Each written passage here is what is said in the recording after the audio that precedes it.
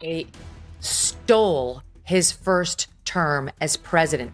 These absolute liars who run around trying to act like they're the protectors of democracy completely ruined it, tried to undermine it at every turn and at the highest levels with lies, with out and out lies that were really serious, and changed foreign policy and changed the course of history in this country in Trump's presidency.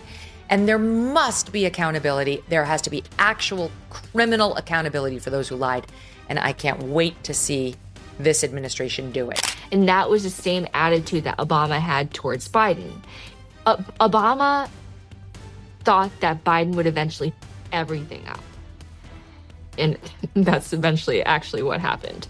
So, but also he didn't have much faith in Kamala Harris. Before she ascended to the top role, he was vetting people like Mark Kelly. What happens when a former Fox News heavyweight and Twitter's queen of sarcasm join forces to take aim at Barack Obama? You get a verbal brawl so intense it makes everything else look tame. Megyn Kelly and Lindi didn't just toss out casual criticism. They went all in, tearing apart the carefully polished image of the man once treated like political royalty. This isn't a polite back and forth debate. It's raw, direct, and brutally honest. By the end of it, Obama probably wishes he had just stayed on vacation. Intelligence community assessment of January 17 was set to downplay Russian interference in the 16 election. And then after a meeting with Obama and the top intelligence community officials, or at Obama's direction at least, the intelligence community did a complete 180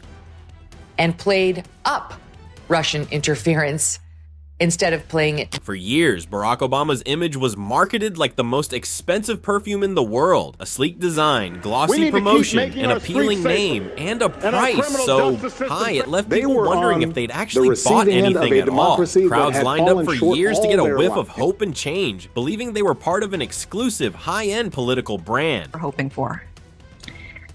I don't think Pelosi was hoping for anyone in particular, or not that I know of. I do know that Obama was carefully vetting Mark Kelly, the senator from Arizona. I know there were other names on his list. I'm not saying that Kamala Harris was necessarily at the top of the list, but he was definitely considering other candidates. I don't think she was ruled out. I just think that everyone is, a lot of people, the chieftains of the party, were hoping for a lightning round, a lightning primary.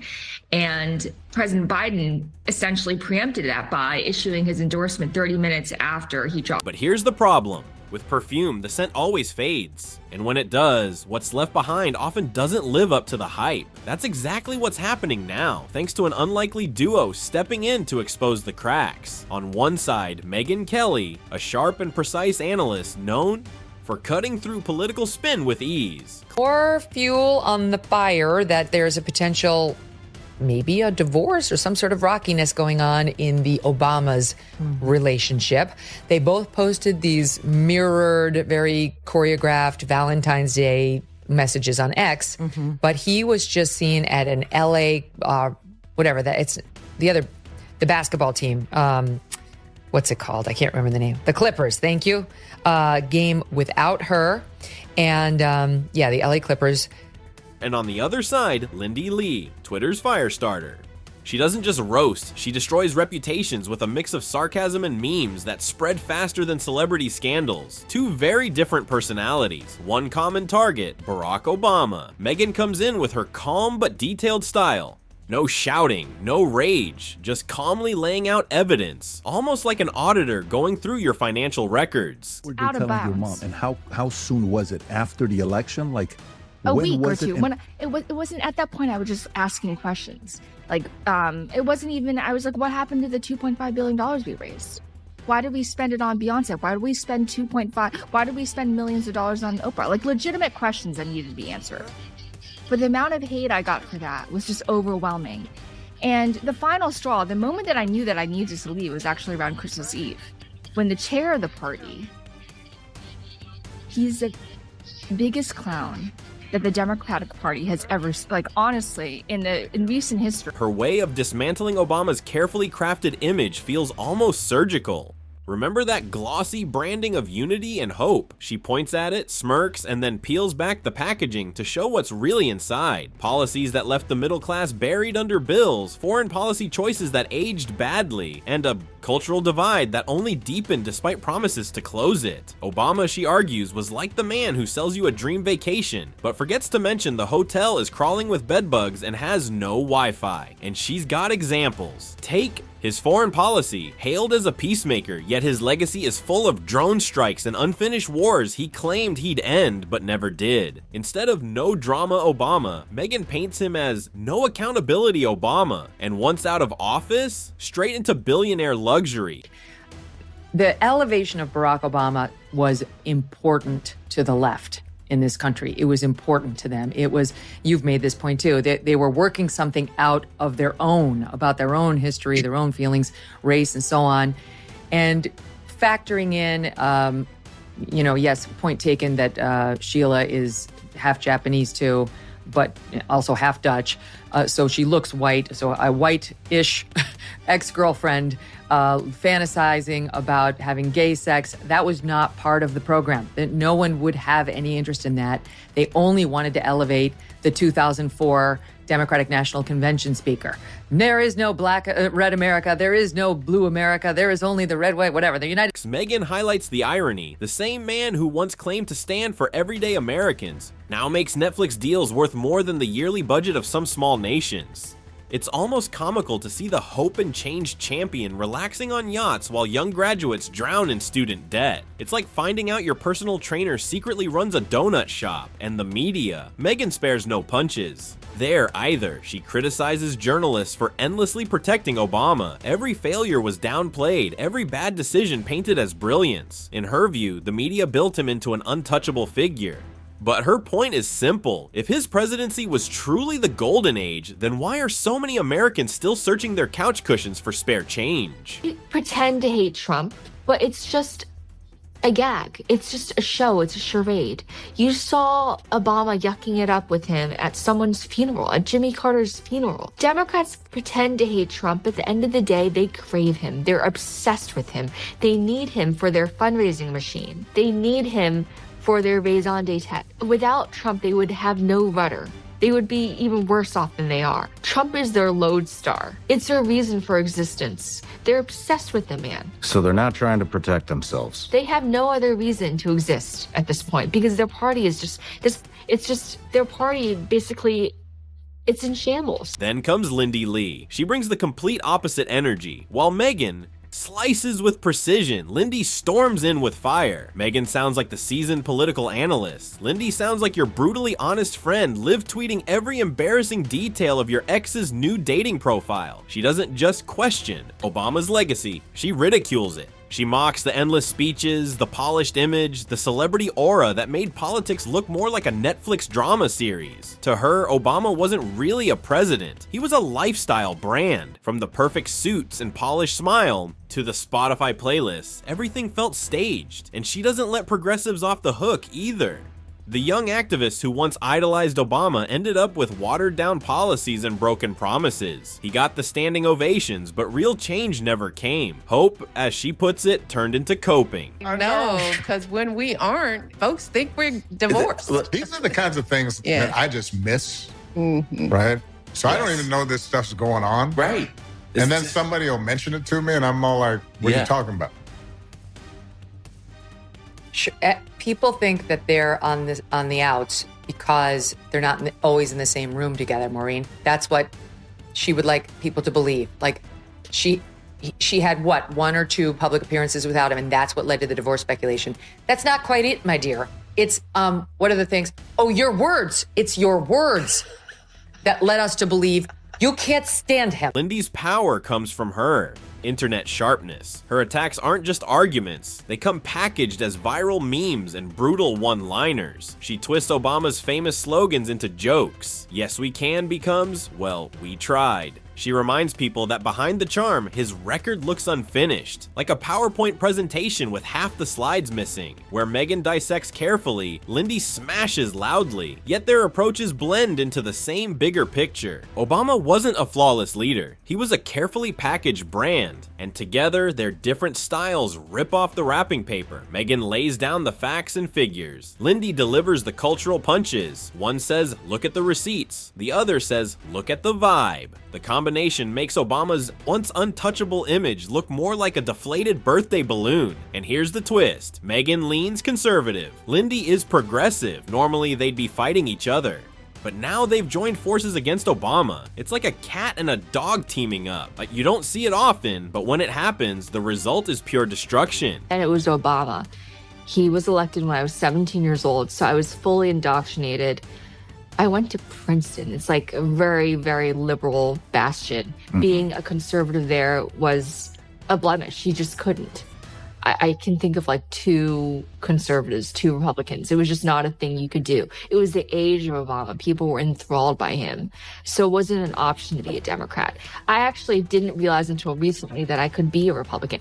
And let me remind you, I live in Philadelphia, where there's this 8-to-1 voter registration difference. It's not okay to be a Republican. You're ostracized. That's why this double attack is so devastating. Obama isn't just being criticized from the right, as expected. He's being torn down from the left as well, where his support should have been strongest. When both sides come after you at once, you stop being a symbol of unity. You become the target at a very hostile party. And strangely, instead of clashing, Megyn and Lindi almost harmonize. Megyn lays down airtight arguments, sounding like she's in a courtroom. She doesn't shout about scandals, she just points to the contradiction. How do you claim to care for the struggling middle class and then walk away from office to rake in Netflix money bigger than a Marvel franchise? Michelle's at this end of the table. Obama's all the way over here at this end, and brother Craig is between them like a mediator, like a marriage counselor. So if they're true. really still in love and together and not getting a divorce, why aren't they seated next to each other? It's true. And like, why the instant affectation, like, oh, my man. And like she doubles down in the following clip. It's just over the top. And the contradiction is glaring, and Megyn doesn't need to raise her voice to prove it. Then Lindi comes in, pouring gasoline on the fire. Where Megyn calls it corporate coziness, Lindi translates it into plain talk. Obama cashed out faster than a lottery winner who knows his relatives are coming for a cut.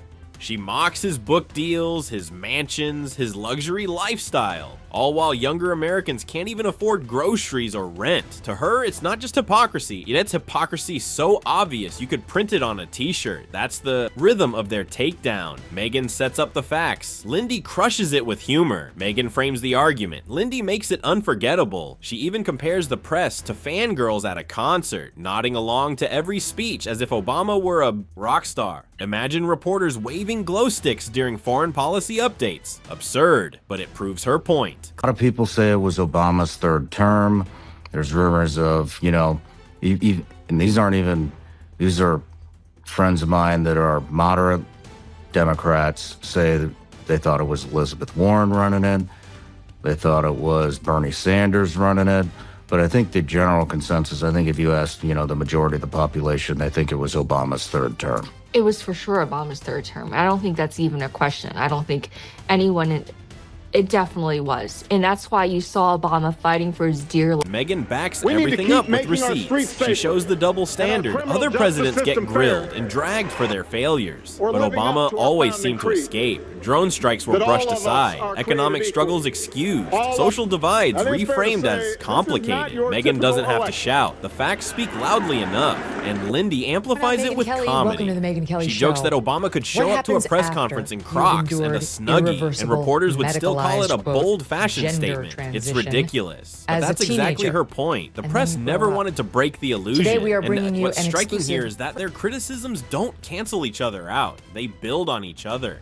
Megyn from the right, Lindi from the left, meeting in the middle to show the same truth. Obama's image isn't crumbling because of partisan spin. Speaking of Barack Obama, he decided to drop a post on X today, and I thought, okay, maybe in the wake of the Pete Hegseth presser, he's going to say something like, no matter how you feel about the Iranian strike, hats off to our, boys in blue, our guys in the bombers.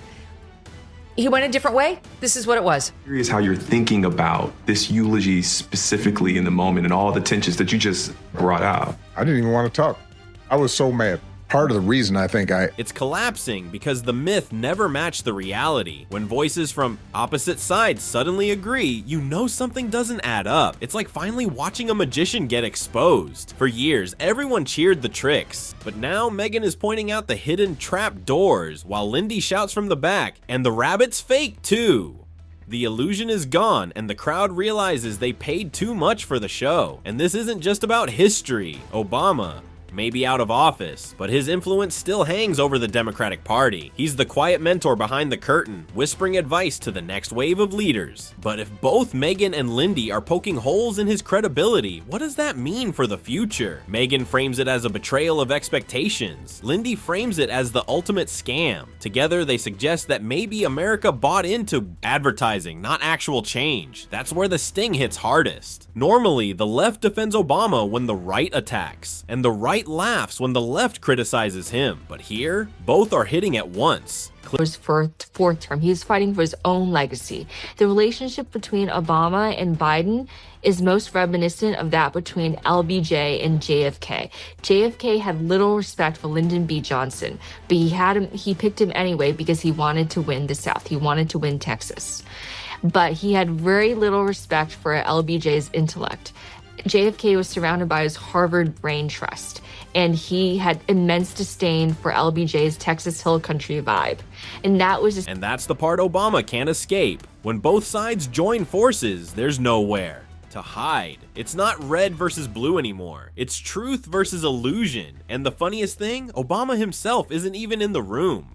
He's off in Hawaii surfing or curating another Spotify playlist, while his once untouchable image gets roasted. The irony is sharp. The man who once united Americans with hope and change is now uniting his critics with disappointment and sarcasm. That's the real impact of the Megyn Kelly and Lindi Lee collision. They don't just tear down his image, they redefine it. He's no longer the cool, untouchable leader above politics. To the audience, what once smelled like the sweet perfume of hope now smells like stale cologne sitting on a clearance shelf.